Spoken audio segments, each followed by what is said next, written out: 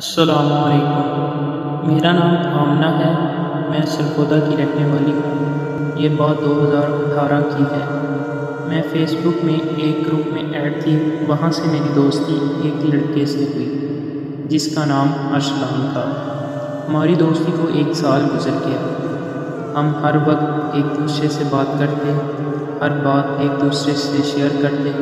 پتہ ہی نہیں چلا کہ کب دوستی پیار میں بدل گئی۔ وہ مجھے بہت اچھا لگتا تھا۔ اس نے مجھے ایک دن پرپوز کیا۔ میں بہت خوش ہوئی۔ خیر میں نے پرپوزل قبول کر لیا اور اس نے مجھے شادی کرنے کا بولا۔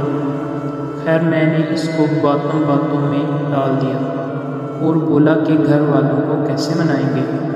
کہنے لگا کہ آپ ٹینشن نہ لو، میں منا لوں گا۔ ایسے ہی وقت گزرتا گیا۔ میرے گھر میں بھی روزانہ کوئی نہ کوئی رشتہ آیا ہوتا تو میں انکار کر دیتی کہ میری ابھی تعلیم باقی رہتی ہے۔ ایک دن ارسلان مجھے کہنے لگا کہ آپ اپنے گھر میں ہمارے رشتے کے بارے بات کرو۔ میں نے گھر میں بھابھی سے بات کی تو بھابھی نے جھوٹ بول کر ارسلان کے رشتے کے بارے میں گھر والوں کو بتایا تو گھر والے مان گئے اور ابو نے بھابھی سے کہا کہ آپ ارسلان کے گھر والوں کو بلا لیں۔ میں بہت خوش ہوئی۔ میں نے ارسلان سے بات کی اور بولا کہ اپنے گھر والوں کو بھیجو۔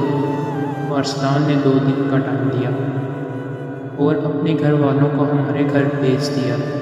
وہ آئے تو امی ابو بھی مان گئے۔ رشتہ پکا ہو گیا اور ہماری شادی کی ڈیٹ فکس ہو گئی۔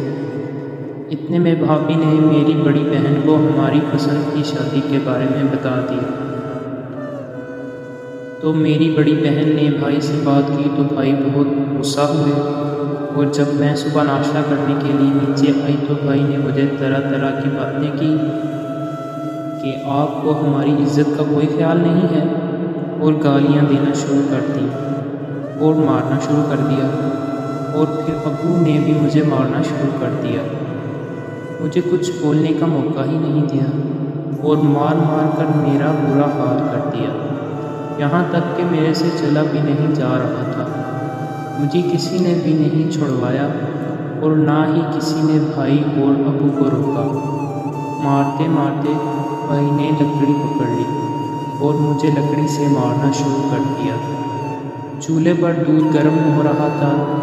بھائی مجھے لکڑی سے مارنے لگے تو وہ لکڑی دودھ والے برتن سے ٹکرائی اور سارا دودھ گر گیا اور میرے پاؤں اور چہرے پر بھی آ گرا اور ایک پہلو بھی گرم دودھ سے جل گیا۔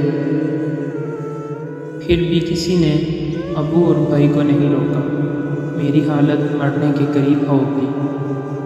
خیر بھائی نے مجھے چھوڑا اور باہر چلے گئے۔ میرے بہت زیادہ جلن ہو رہی تھی۔ مجھے کوئی بھی ڈاکٹر کے پاس نہیں لے کر جا رہا تھا۔ میں درد سے مر رہی تھی۔